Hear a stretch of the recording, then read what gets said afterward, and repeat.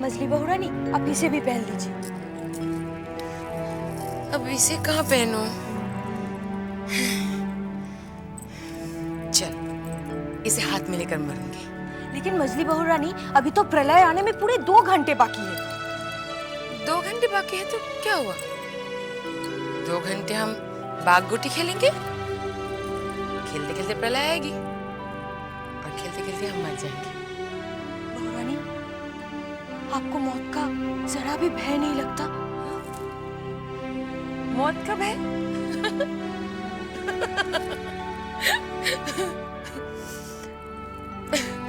पगली, मौत का भय तो उन्हें होता है जिन्हें जीवन से प्यार हो। मैं तो इस हवेली में हर रोज जी जी कर मरी, अपने दर्द को इन गहनों में छुपा कर रखा मैं। इसीलिए तो मैं आज इन्हें साथ लेकर मरना चाहती।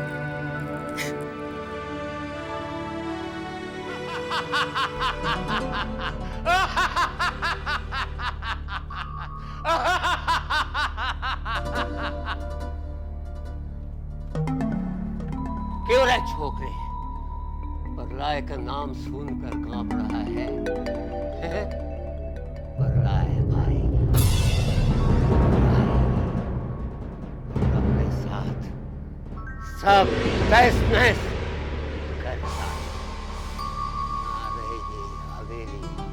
ना रहेंगे हवेली में रहने वाले लोग।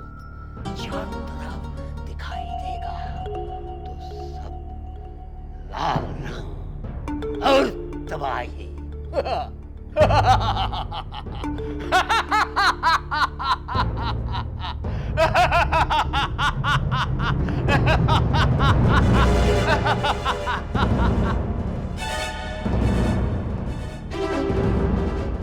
एक बात बताओ, कुछ क्या गंगा का पानी बहुत तेजी से आता है? तेजी, इतना तेजी से आएगा कि जो नीचे वाले सब बह जाएंगे इससे। इसका मतलब बंसी भैया, पानी ऊपर नहीं जाएगा, साहब लोग तो बच जाएंगे। ओ, इसीलिए साहब लोग ऊंची मंजिल पर जाकर बैठे हैं, शायद वो बच जाए। आओ भैया, कीर्तन करते हैं, कीर्तन करते हुए मरेंगे तो सीधे स्वर्ग पहुंचेंगे।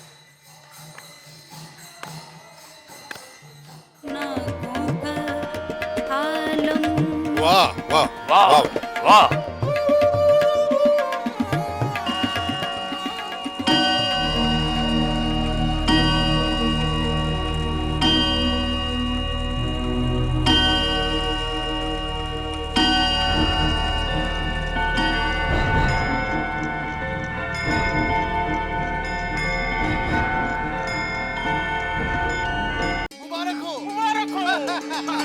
प्रलय टल गई, प्रलय। मुबारक हो आप सब लोगों को भी। अब हम सब लोग साथ साथ और जी सकेंगे। हम नाच गाना और शराब का पूरा मजा लेंगे। प्रलय टल गई, प्रलय टल गई।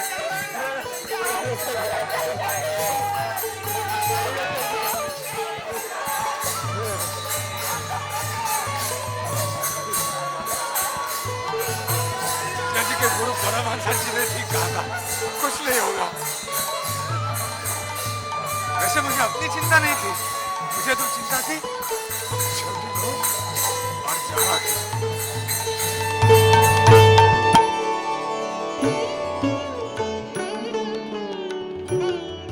हे भगवान, तेरा लाख लाख शुक्र है, अब मैं अपने नन्हे की शादी धूमधाम से कर सकती हूँ। मछली बहू रानी, प्रलय टल गई।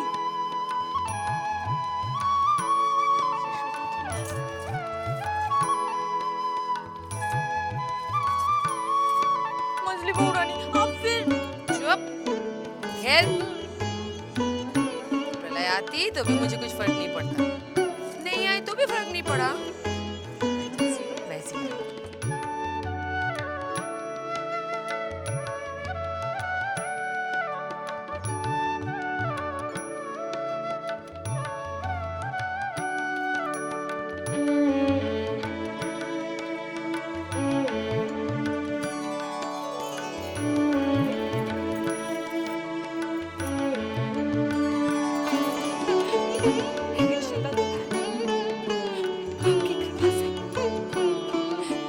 का समय तो निकल गया। मेरी आपसे ये प्रार्थना है कि हर समय मेरे स्वामी को मेरे पास रखना।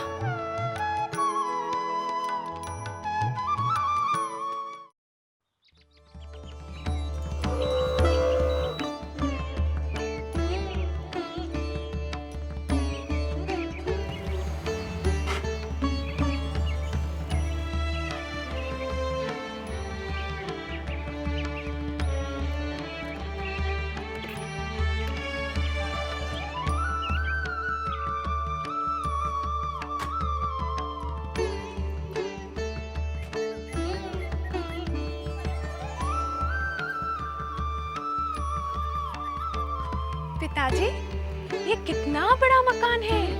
ये मकान नहीं है बेटा, ये हवेली है। समझ ले, अब तू यहीं आकर रहेगी। क्यों?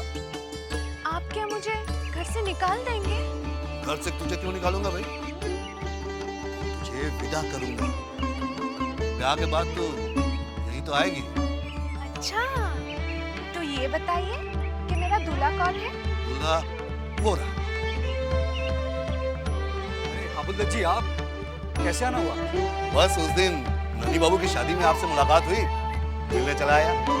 भाई, शादी की बात तो घर वालों से ही की जाती है ना। ये है मेरी बेटी चारुलता।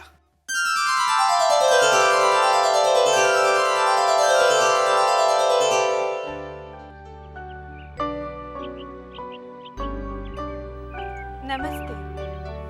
वैसे हमने अपने आने का संदेशा बड़ी माँ को पहले ही दे दिया था। ठीक है, आप बड़ी माँ से मिल लीजिए। अरे लोचन, इन्हें बड़ी माँ के पास ले जाओ।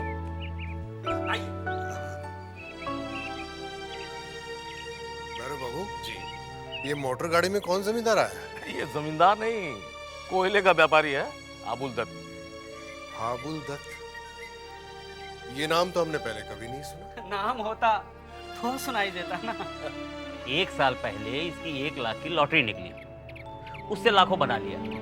वरना इसके बाप दादा तो घुटनों तक धोती पहना करते थे। पक्का व्यापारी है। जिस मकान में रहता है उस मकान में किराएदार भी रखे हुए हैं। इसका तो कोई खानदान ही नहीं है, फिर इसका हमारी हवेली में क्या काम? आपके बेटे से अपनी बेटी का रिश्ता जोड़ने, देखिए आप इनकार मत कीजिएगा। अगर आपने हाँ कर दी तो मैं ये समझूंगा कि एक लॉटरी मेरी उस वक्त निकली थी और एक लॉटरी आज निकल गई।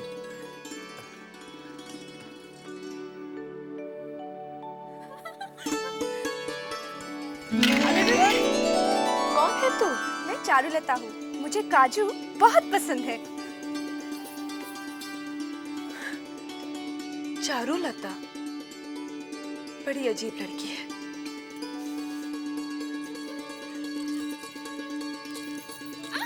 सारा खेल बिगाड़ दिया। ए लड़की, तू है कौन? मेरा नाम चारुलता है। आपकी क्या गहनों की दुकान है? क्या मतलब? मतलब एक तो हम गहनों से लदी है और गहनों के बीच बैठी भी है।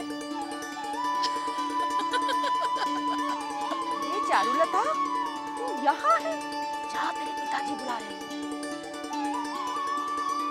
जी ए चारू, इधर।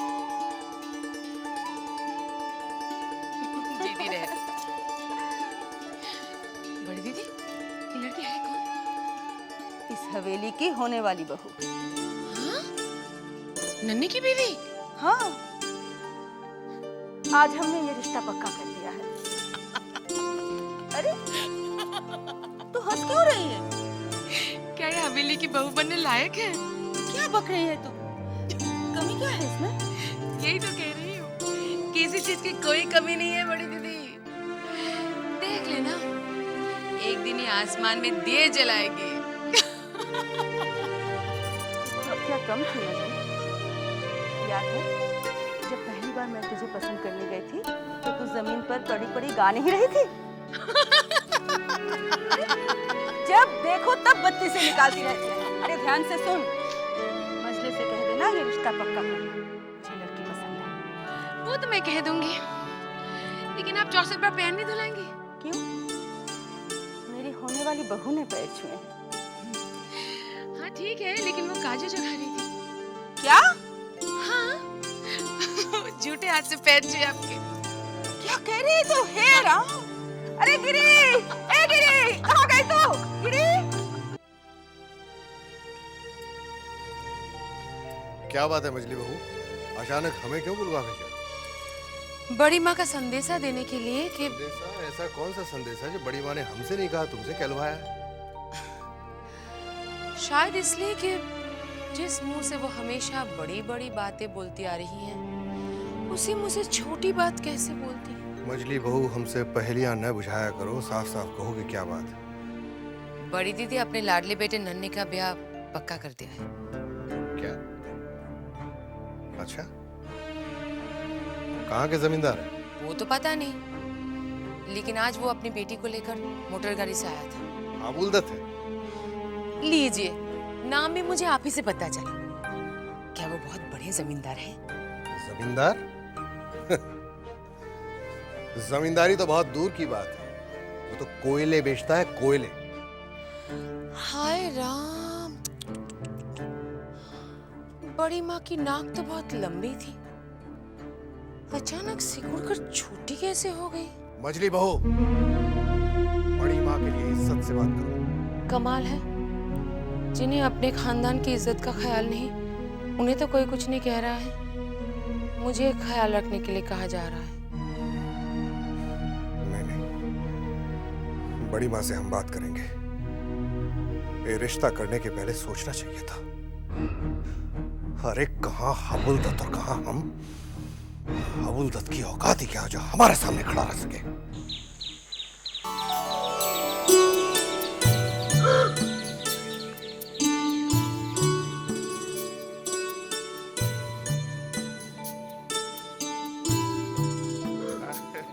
अरे वाह वाह चुन्नी, हैं?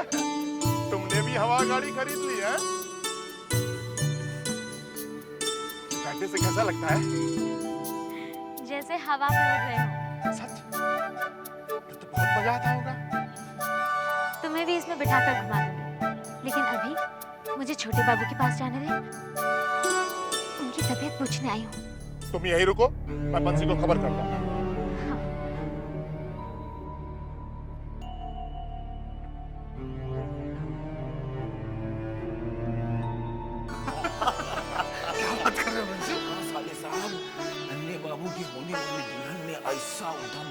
ऐसा उद्यम मचाया कि मत पूछो। अच्छा बंसी, रिश्ता पक्का हो गया? अरे रिश्ता तो पक्का होना ही था, काहे कि बड़ी माँ को लड़की भाग गई, मगर मजले बाबू को खानदान कुछ जचा नहीं, मगर बड़ी माँ ठहरी बड़ी माँ, उनकी बात को कौन टाल सकता है? अरे बंसी, क्या हुआ? वो चुन्नी आई है छोटे बाबू से मिलने हवा गाड़ी में, आने दो अंदर। नहीं, उसको बाहर रोक, हम जरा छोटी बहू रानी से पूछ के आवत है। ठीक है।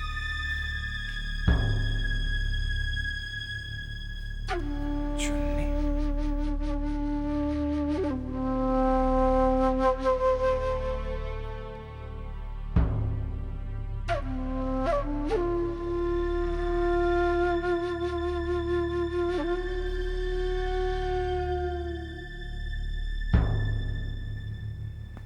छोटी बहू रानी,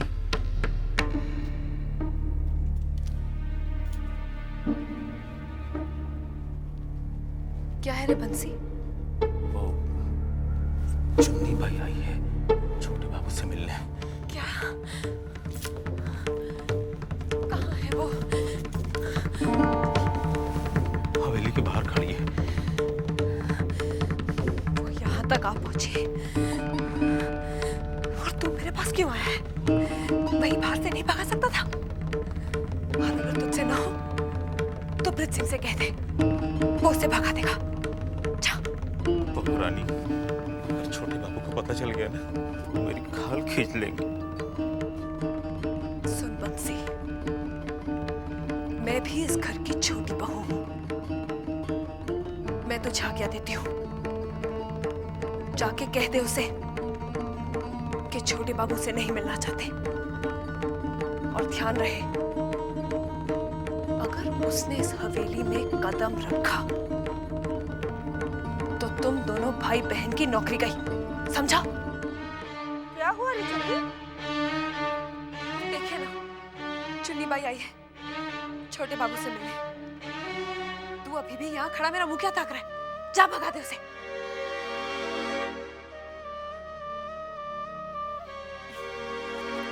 तेरे तो हर बात पे दांत फटने लगते हैं।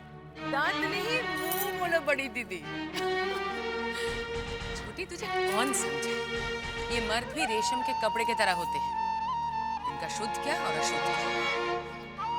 मछली ठीक ही कहती है छोटी। राई का पहाड़ बनाने से तो अच्छा है तो इसकी तरह बेशरम बन जा। बेशरम आपको भी बनना पड़ा था बड़ी दीदी। आपके उनके लक्षण भी कुछ कम नहीं थे। बता दो कहाँ सोते थे? अगर आपकी तरह बेशरम नहीं बनती तो फांसी लगा चुकी थी। तुझसे तो मुंह लगाना ही पाप है।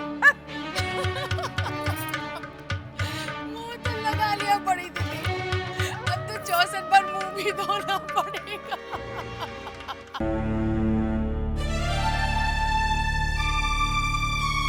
क्या रे बंसी, इतनी देर लगा दी तूने? छोटे बाबू अब कैसे हैं? पहले से अच्छे हैं, चल फिर लेत हैं। शुक्र है भगवान का, मुझे तो बहुत चिंता हो रही थी उनकी। चल ना बंसी, जल्दी से उनके पास ले चल। इतने दिनों से उन्हें देखा नहीं ना, मन जैसे अजीब सा हो रहा है। और अगर वो तुम्हारा मुंह ना देखे चाहे तो?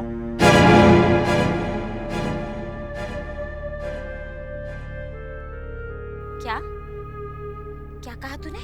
ये हम नहीं कह रहे हैं, ये छोटे बाबू बोले हैं हमको। क्या कहा है?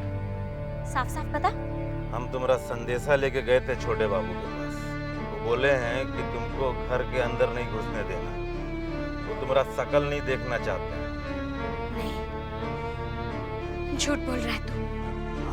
हम भला झूठ काहे को बोले? हमको इनमें क्या लाभ है बताओ?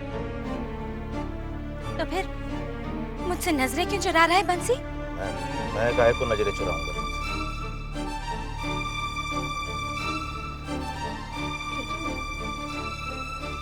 ठीक है बंसी, मैं समझ गई, जा रही हूँ।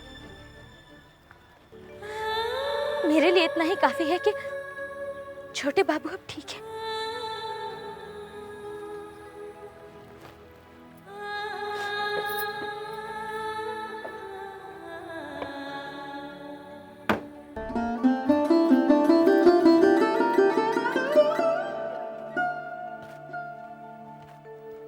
चुन्नी भाई क्या हुआ?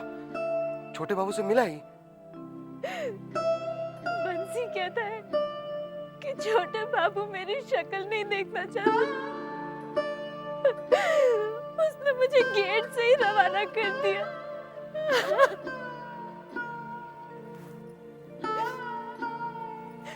वृंदावन, तू ही बता, क्या छोटे बाबू ऐसा कह सकते हैं? और फिर उनके सिवा इस दुनिया में मेरा है कौन? किसके सहारे जीऊंगी मैं?